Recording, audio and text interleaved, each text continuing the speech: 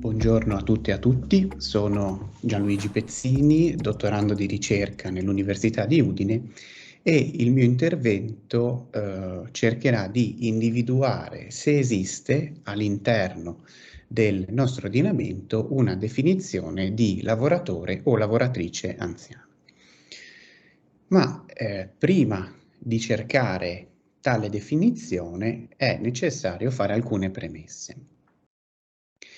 L'Italia, citando il noto film dei fratelli Coen, non è un paese per vecchi, ma visto il costante allungamento dell'aspettativa di vita e il calo del tasso di natalità, presto lo dovrà diventare. Infatti, i rilievi statistici sia a livello nazionale che a livello europeo mostrano come la popolazione over 65 sia destinata ad aumentare in modo esponenziale, andando anche a incidere sulla composizione della forza lavoro. Possiamo dire quindi che l'invecchiamento della popolazione sia ormai diventato un fenomeno sistemico. E per cercare di invertire questa tendenza è necessario agire su due fronti. Il primo è quello di adottare misure di sostegno alla genitorialità, con la consapevolezza però che i benefici si vedranno solamente nel medio-lungo periodo. Mentre il secondo filone di intervento, attuabile anche nel breve periodo, è quello di adottare misure ad hoc per i lavoratori anziani.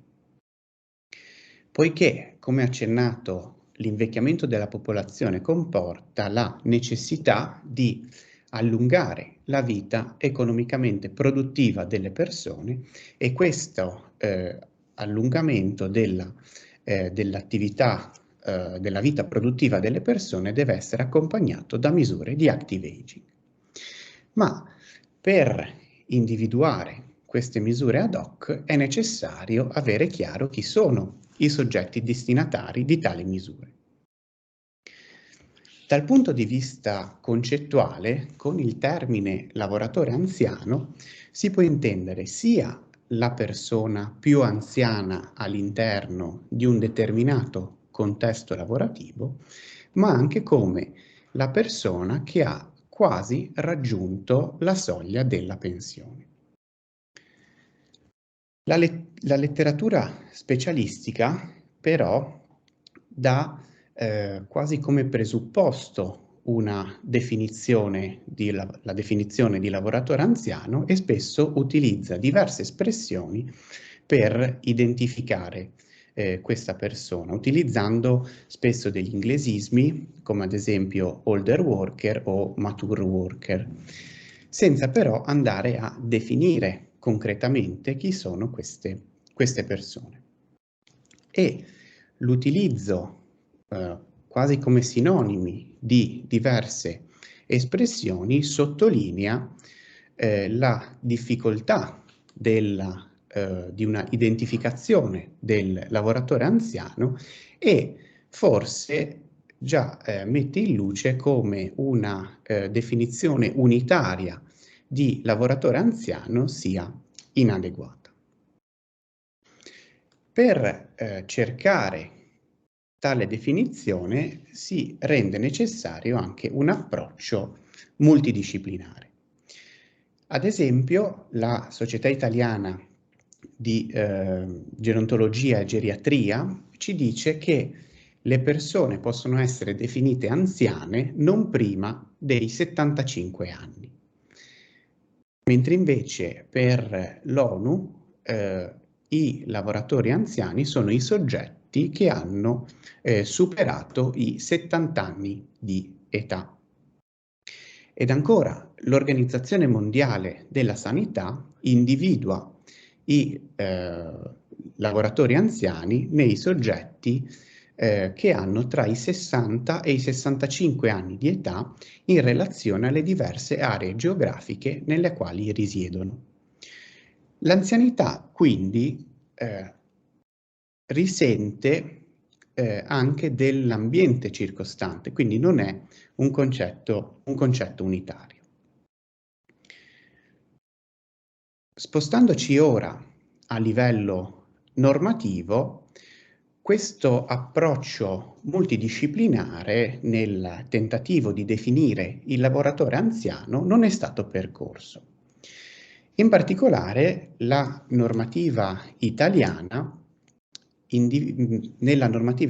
si possono individuare due modalità definitorie. La prima è quella che fa riferimento identifica il lavoratore anziano come il lavoratore che ha ormai raggiunto il requisito pensionistico. Si badi che questa modalità definitoria risente molto delle scelte legislative compiute in materia pensionistica. E solamente di recente, grazie anche all'influsso dell'ordinamento dell'Unione, si è registrato un cambio metodologico da parte del legislatore, il quale identifica il lavoratore anziano secondo una soglia determinata ex ante, anche se il legislatore italiano non parla mai di lavoratore anziano, ma identifica il lavoratore svantaggiato come quella persona che abbia superato i 50 anni di età. Quindi, per ricapitolare, il legislatore nazionale individua il lavoratore anziano in due modi: o tramite un rinvio all'età pensionabile o tramite la previsione di un'età soglia. Entrambi questi due modi di ragionare però non sono soddisfacenti.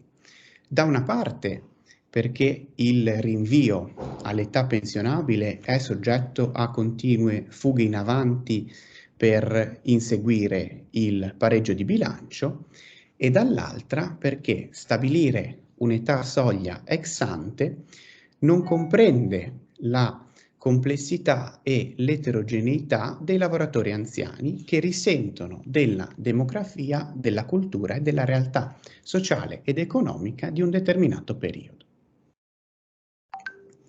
Cercando ora quindi aprendo lo sguardo sullo scenario europeo, neppure all'interno del diritto comunitario troviamo una definizione di lavoratore anziano.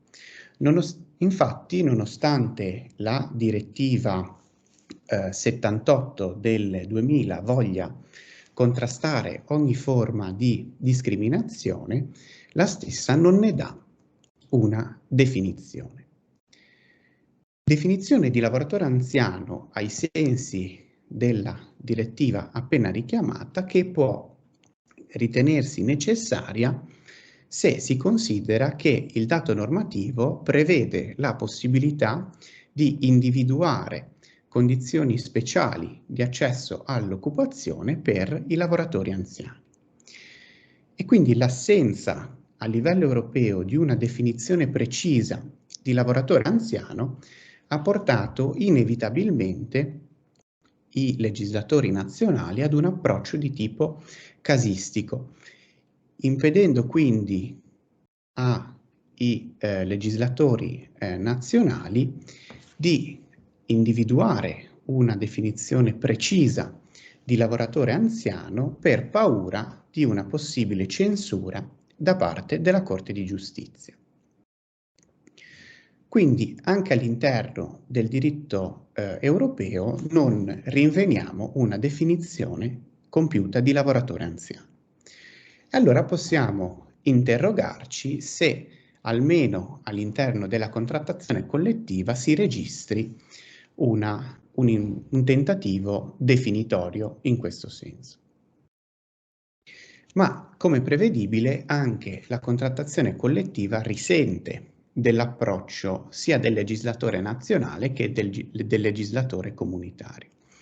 Infatti, anche la contrattazione collettiva individua o individua un'età soglia, oppure identifica il lavoratore anziano mediante un riferimento al dato pensionistico.